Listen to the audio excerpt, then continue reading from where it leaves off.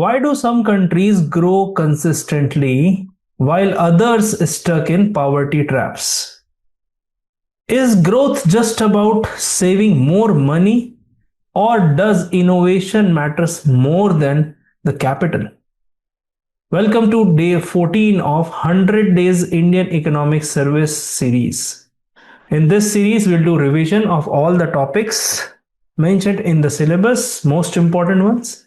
So I hope you are following this series. If not, go and watch the previous 13 videos from this series as well. In this lecture, we'll decode the three most important growth models: Harrod-Domar, Solow, and endogenous growth theory. Because these are not just theory. For Indian Economic Service examination, if you see, these are high scoring IES answers. High scoring, where we will discuss about formulas, diagrams, and lot of examples. Okay. So if you are preparing for Indian Economic Service examination, this video or this lecture is very much helpful for you. Let's begin. Three models you can see: Harrod-Domar, Solow, and endogenous growth theory. Now understand this from the basic perspective. Economic growth is equals to increase in output or income over time. It means it is measured by two factors: GDP and per capita income growth. So GDP and per capita income growth are the two most important factors. Now why this is most important distinction? Because this is the favorite of UPSC. Why? Because growth is not equal to development. That we have seen. Growth is not equal to development. Okay. It means growth is quantitative, can be calculated in numbers, and development is qualitative, like quality of life, health, education, inequality. All these factors will come. Like India has seen huge amount of growth in this period, 2003 to 2008. So GDP went up. But what about the other things? Inequality plus unemployment remains the same. Okay, remain the issue. Now growth models help analyzing determinants. What are those determinants? Stability and policy intervention. Now what exactly are the drivers of the growth? Now, when you see drivers of the growth, it's like savings, it's like capital, technology, human capital, we can say human capital. But the question is about all these growth models: is growth sustainable or unsustainable? This is the question UPSC will ask in the examination. Or what policies can government adopt? So here you can see these are the determinants. Stability means growth is stable or not. And in policy intervention, what you have to read is like what policies can government adopt to increase the growth or reduce the inequality or something like that. Now, when you see from the evolution, when we talk about World War II, okay, here I'll be writing post World War II, reconstruction started, Marshall Plan and all, if you remember. That's where Harrod-Domar model gave that capital driven growth is most important, and that was post World War II.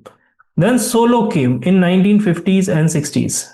Solow talked about role of technology and how technology is helpful. Then endogenous growth model. So 1980s onwards, 1980, Paul Romer, Robert Lucas, they talked about innovation and knowledge. Two things: innovation and knowledge. So these are the basic foundation ideology of these models. Now see from the exams perspective. Okay, in Indian Economic Service examination, you will find frequent descriptive question on growth, on capital, and on policy. Okay, here what's the most important thing that you need to understand? Always combine diagram with formula, real world data, and Indian example. Here you will be getting maximum amount of marks. This is where the conceptual clarity is required. Now everyone says that you should be conceptually clear, but let me tell you what is the meaning of concepts. Concepts are like, when you see the context of Harrod-Domar said that capital driven growth, it means you need money for the growth to push. Solow said it's not just money, technology also important. Then endogenous says it's not about money and technology, it's about innovation and knowledge you must possess. So here you see how the concepts have been evolving since the era of 1940s, 50s till 1980s. Okay. So focus areas always growth rate, capital output ratio, steady state and technological progress. These are the things are very important. Growth rate represented by G, capital output ratio small k, steady state and the technology progress, that is A. Now we'll move on to the Harrod-Domar model. Now there's a full video of Harrod-Domar model already uploaded. Okay, so if you want the full model, you can go and watch that after this video. And if you are preparing for seriously about this examination, I have designed an ebook which is absolutely free, where we will be telling you how to write introduction, body, conclusion, data, examples, command word, important areas to improve answer writing structure. A lot of things are there. And this ebook is absolutely free. Number is given on the screen. You can see here or in the description. Okay. Let's move forward. Now growth depends on saving rate and capital output ratio. This is what Harrod-Domar says. It means growth depends on saving and capital output ratio. Whenever I teach this model in my Indian Economic Service batches or classroom, or even with the discussion of the test series, I always say that this formula is very vital. If you don't remember this formula, you will not understand the concept. Okay, so here we'll understand this concept. The most important thing here is more saving. So if you save more, it means you will have more money. It means investment will also go up. So investment will also go up. Then you have more capital. So capital will also go up. And that's how output will also go up. So it's like a ripple effect. This is a growth formula. G is equals to S upon K. Now, if you understand these variables, G already I told you growth rate, S is saving, and K is capital output ratio. It means how much capital needed to produce 1 unit of output. Okay, so suppose for example 1 unit of wheat or 1 kg wheat we need to produce. How much capital is needed to produce 1 kg of wheat? Savings means higher funds for investment related to capital, then capital to output. Okay, like for example, if K is 4, okay, imagine K is 4, it means rupee 4 capital needed to produce rupee 1 output. Okay, this is the transformation. So higher saving, higher growth.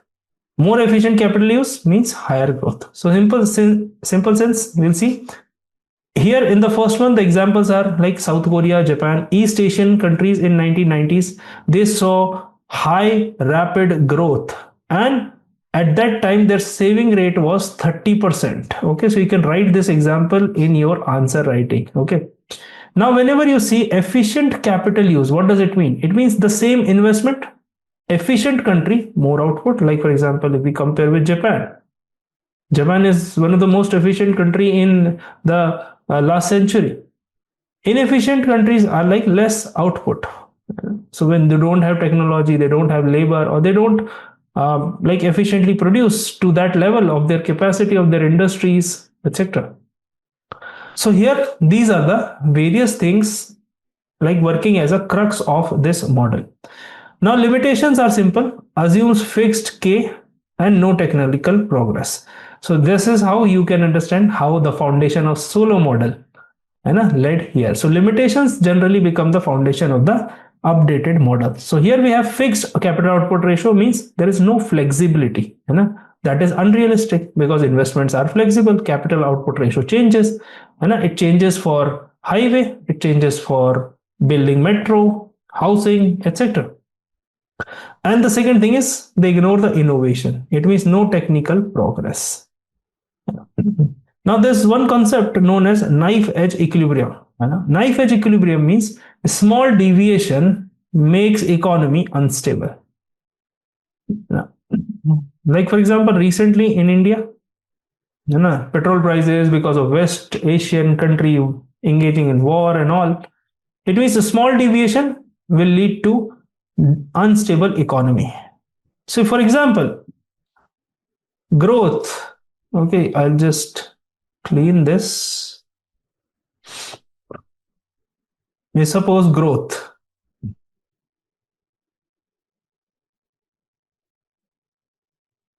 Growth is less than the required rate. Growth is less than the required rate. Then it will cause unemployment to rise. Unemployment to rise. Okay. Now, if reverse will happen, it means if I say growth is more than the required, then inflation will happen. Inflation will rise. Okay, so this is what actually Harrod-Domar explains. So when you have growth less than the required rate of growth, unemployment is there because you have unemployed capital, unemployed labor, and so a lot of unemployed resources. But when growth is running faster than the rate of growth required in the economy, price will rise, that is inflation.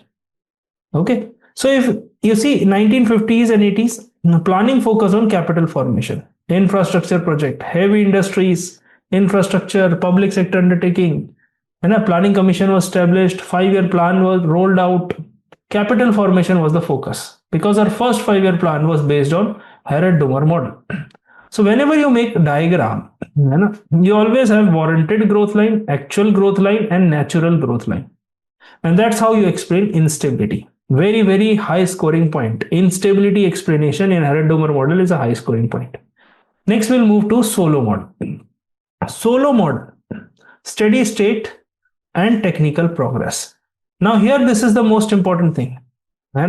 Steady state of growth is very vital. It means the state should maintain a decent growth rate. Okay, decent growth, predictable growth is always very, very beneficial for all the people, all the stakeholders, for investors, savers, and everything. Fluctuation nobody likes. So growth determined 3 things: capital accumulation, labor growth, and technology. And this is the core equation of, you can say, Solow model. Now understand from this perspective. Okay, now if you see, growth depends on 3 things, as I told you. Steady state means output per worker is constant when capital accumulation equals depreciation. Okay, because as capital invested, depreciation is there. Okay, so here we can say S star a function of K, and this in K. It means net change in capital is equals to investment minus depreciation. Okay, so this symbol represents depreciation in capital. What does it mean? This is, we can say, delta. This delta K, S multiplied by function of K, because obviously S depends on K as well, and then depreciation. So again, the change in the rate of capital. Now if you see, in simple sense, steady state concept. Steady state concept means where we understand that capital per worker is constant, investment is equals to depreciation. These are the 2 conditions for steady state. That is why what we have seen, capital per worker is constant. It means if I have 100 worker, I need, suppose for example, 50 lakh rupees. So if I double this, this will also be double. Okay, and here we can say capital per worker is constant and investment is equals to depreciation. This is how it will happen. Now imagine a water tank. Okay, imagine a water tank. In that water tank, inflows are saving and outflows are depreciation. So when you will reach the steady state level, water level, it means you are taking water out of that tank and it is filling as well. Like घर पे छत पे टंकी होती है हम सबके घर पे, तो the steady state will maintain the level of that tank. ठीक है, I hope you are able to understand now. Now the problem is, without technology, growth stops in the long run. In the long run, if technological progress will not be there in the economy, growth will stop in the long run, or growth will slow down in the long run. With technology, continuous growth is possible. With technology, continuous growth is possible. So that is why the role of technology is exogenous. It means technology will come from outside. That is why it is the word exogenous technical progress. ठीक है, shifts production function upwards, because with new technology, production function will increase, and that led to long run growth. Okay. Now listen carefully. These are very, very important lines. Okay. For example, AI, internet, or automation in the manufacturing all shifted production function upward. Like in India, if you see post 1991 economic reforms, structural changes, FDI, technology adoption, like National Stock Exchange, technology made our stock market efficient. So higher productivity growth. Example like USA, Japan, and in USA, largely the growth is driven by technology. In Japan, also post war, and after the nuclear attack, Japan also combined capital with technology. So these are real life examples. So steady state point you will reach according to this key formula. Okay. So always make Solow diagram with capital per worker versus output per worker. Okay. There's a small distinction. Now we'll move to endogenous growth. Now under endogenous growth model, you have to understand that growth driven by human capital, innovation, knowledge accumulation. So you will see that this model came in 1980s, and it's quietly visible. These terms became popular during that time. So unlike Solow, growth comes from inside the economy. That's what endogenous model. Exogenous means बाहर से, endogenous means अंदर से. तो model के अंदर से मतलब economy के अंदर से, ठीक है. So growth comes from inside the economy. That's what endogenous model talks about. Endogenous model talks about human capital, that is education, skill. Like when India established IITs, it helped. When India established IIMs, skilled workforce we got. So human capital increase. Innovation means new ideas, productivity. So you can say Silicon Valley in USA or Indian startup industry since Startup India program in 2016. Knowledge was based on ideas spread across firms, like non-rival goods, knowledge sharing, etc. So this is what we call knowledge accumulation. Now here the most important idea is there are no diminishing returns in this capital, at least in the knowledge capital, knowledge sector, no diminishing result. Matlab, if I have something in my brain, nobody can take it from me. So when you see policy implications, like for example, invest in education, research, innovation ecosystem you make. So India made IT sector, Bangalore a global tech hub, startups like Bangalore, Noida, Hyderabad, Mumbai. Skill development, unicorn ecosystem we have made. Skill India mission we have built, and we have been investing in R&D and education to getting continuous productivity and knowledge spillover. This is very important. No diminishing returns on this capital. So in simple sense, for example, if you see South Korea, heavy investment on education and R&D, 6% plus of their GDP they spend on R&D. So from a poor country, South Korea became a developed country.